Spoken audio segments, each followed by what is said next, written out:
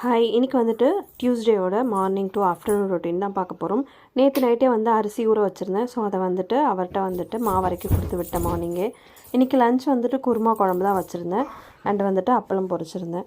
நான் இதெல்லாம் முடிக்கிறதுக்குள்ளே மாவு அரைச்சிட்டு வந்து வச்சுருந்தாங்க. ஸோ அதையும் வந்து உப்பு போட்டு கரைச்சிட்டு வெளியவே வந்து வச்சுட்டேன். இன்றைக்கி வந்துட்டு செவ்வாய்ங்கிறதுனால செவ்வாய் ஹோரை பூஜை வந்து நான் ரெடி பண்ணுவேன். ஸோ ஒரு 11 o'clock போல் வெளியில் தூங்க வச்சுட்டு நான் எல்லாமே வந்து ப்ரிப்பேர் பண்ணி ஃபுல்லாக வந்து ரெடி பண்ணி வச்சுட்டேன். அதுக்கப்புறமா வந்துட்டு ஒரு 1 o'clock போல் வந்துட்டு 1 to 2 தான் வந்துட்டு செவ்வாய் ஓரை.